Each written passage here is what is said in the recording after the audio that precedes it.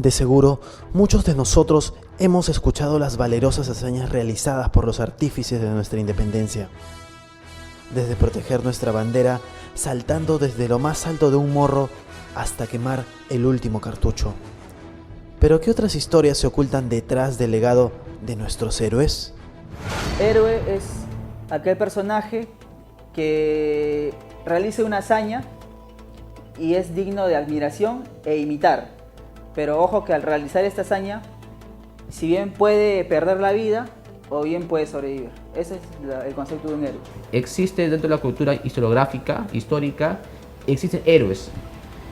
Pero esos héroes también son enmarcados con un aura de santidad, en el sentido de que para hacerlo más resaltantes a los ciudadanos, a una nación, y ver en ellos a personajes a qué seguir, han creado en ellos también mitos. Hay un mito detrás de un personaje.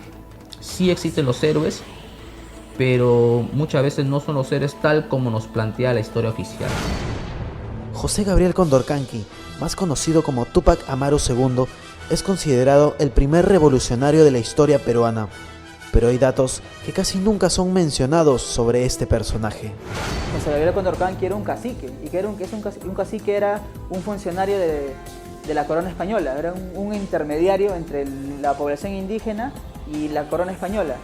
O se sabe que el concepto de precursor, que tiene que ver con los que se iniciaron proyecto de independencia, no va de la mano con el proyecto de Túpac Amaru. Él lo único que quería era plantear una reforma del sistema colonial. Incluso en muchas de sus cartas él indica, muestra cierto respeto y reverencia al virrey cuando envía varias cartas a la audiencia de Lima incluso, ¿no? Quejándose del abuso de las autoridades coloniales allá en el Cusco. Si da inicio a la revolución, se debe a que hubo una medida desde España que no le favorecía.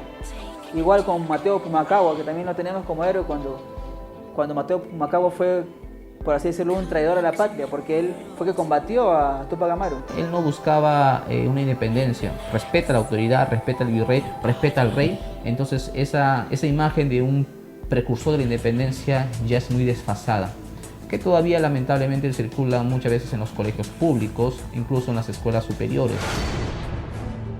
Si esta parte de la historia peruana es conocida y sustentada por varias fuentes e historiadores, entonces, ¿por qué se sigue ocultando estos sucesos en muchas aulas escolares? El Estado muchas veces no se acomoda al poder divulgar una nueva versión, ¿no?, mejorada de los hechos. ¿Por qué? Porque el Estado muchas veces impulsa estereotipos que no pueden ser trastocados durante el tiempo. Si te trastoca el sentido de nación también de alguna manera, ¿no?, históricamente en el caso hablando, ¿no? Un país necesita de los héroes, siempre necesita de los héroes.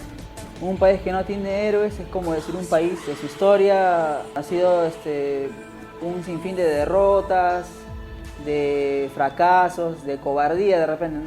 Entonces, para formar la idea de un país, de un hecho valeroso, ¿no?, se toca el tema de los héroes, ¿no? Por ahí alguien que se acerca a lo que es un hecho valeroso, heroico, lo consideramos como héroe, ¿no? A continuación, el historiador Pablo Navarrete nos cuenta cuál sería una de las razones por las cuales aún no se muestra un cambio en los libros con respecto a la historia del Perú.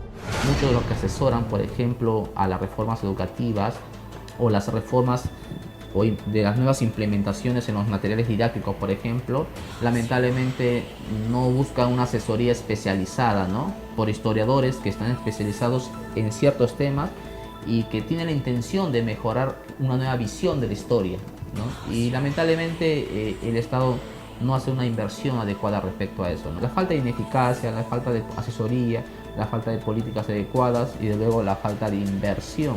Porque para hacer un material didáctico, por ejemplo, con una nueva visión de la historia, se necesita contratar, por ejemplo, historiadores especializados y que también sepan sobre la didáctica de brindar una información de historia a los alumnos de colegios públicos o instituciones superiores, incluso de universidades.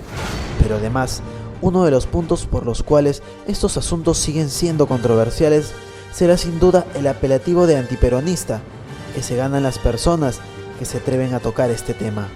El antiperuanismo es tomado en el contexto de rechazar aquello que no es oficial, al contrario, el que rechaza aquello que no es oficial y aceptar una visión de la historia debería ser llamado peruanismo, porque está apoyando una verdadera y nueva visión de la historia.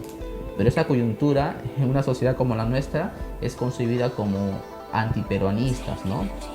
Antinación. Si un investigador, historiador, antropólogo, sociólogo, periodista descubre algo que realmente es como se debe presentar y que dibuja lo anterior, rápidamente son atacados, ¿no? Son atacados y bajo términos incluso muy crueles muchas veces, ¿no? Son antiperuanos, fascistas, comunistas, socialistas, ¿no? Depredadores de la historia, ¿no? Depredadores de la realidad. Pero hoy se sabe que muchos de nuestros precursores simplemente lucharon por causas y objetivos personales. Toca el tema de antiperuanismo porque hablamos de ¿está luchando por el Perú o está luchando por sus intereses personales? Uno tiene la idea de un héroe, de alguien que pelea por los demás, por un país, pero en este caso pelean por sus intereses personales y si a fin y al cabo lo que hicieron favorece a la causa general, en buena hora y van a quedar como héroes. Otro es el caso de Alfonso Ugarte, del quien se cree no murió saltando del Morro de Arica. Él ve una bandera peruana y empieza a correr, ¿no? A huir de los que le perseguían y para inmolarse por la bandera peruana, ¿no? Ahí vemos el sentido de nación, el sentido de crear una historia de nación. Se inmola, ¿no? Arrojándose del Morro de Arica. Ojo que con lo del cuerpo todavía no está definido.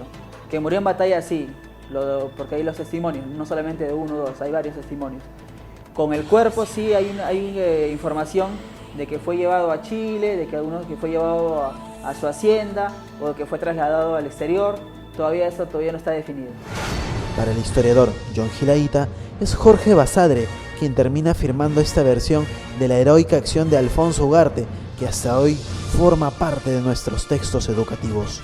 Si Basadre lo dice, debe ser cierto, ¿no? Lo que años después los historiadores, la historiografía se guió, entonces aparecen en los libros de colegio, en la actualidad. A mí me enseñaron eso, imagino que a ti también te enseñaron, ¿no?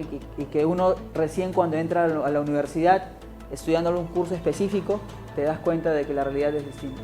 Quien al parecer tenía deberes sagrados que saldar fue nada menos que Francisco Bolognesi. El coronel habría ostentado grandes deudas con el Estado peruano que lo habrían obligado a unirse al ejército para condonarlas, siendo él ya un oficial retirado. Él como un militar de carrera, por ejemplo, se ve la necesidad de integrar precisamente la defensa peruana, ¿no? Desde el ejército peruano, pero también se maneja las fuentes o la teoría de que él tenía varias deudas, ¿no? Deudas pendientes. En pocas palabras, había una crisis económica antes que se hiciera la guerra. De alguna manera el Estado peruano empezó a promover que aquellos que colaborarían en la defensa peruana frente a Chile se les daría ciertos beneficios y bondades. Mucho de eso fue condonación de deudas, grados militares, por ejemplo. De todo este recuento es el caballero de los mares Miguel Grau quien defiende con jerarquía hasta nuestros tiempos el galardón de héroe nacional. Él podría ser uno de los pocos héroes que sí se enfrenta a una guerra, en la guerra con Chile, bajo la actitud de que tiene que cumplir su obligación, ¿no? La obligación es defender a la patria por ser en este caso un militar de la Marina de Guerra del Perú. Sí, es uno de los pocos que tiene las condiciones, ¿no? El estereotipo de héroe, ¿no? Del valor, de enfrentarse a 4 barcos chilenos muy superiores, ¿no? De estar en desventaja y aún así arriesgar su vida, ¿no? Yo creo que sí, Grau está en el estatus de héroe, ¿no? Que a diferencia de otros. Fue un dolor de cabeza para los chilenos durante casi medio año, ¿no? Solamente el Grau con el Huáscar y otros buques más como la Independencia y como el Unión, ¿no? Mientras que Chile tenía una flota de guerra mucho más moderna, de alguna manera, ¿no? Son muchas las teorías que se barajan con respecto a la verdadera historia de nuestros mártires nacionales. Esperemos que con el pasar de los años, tanto las autoridades educativas como el mismo Estado pongan de su parte para que las futuras generaciones sepan lo que verdaderamente sucedió en el Perú. Si en el futuro se podría tocar esa historia, como decir, desengañar Yo creo que no, sería muy difícil.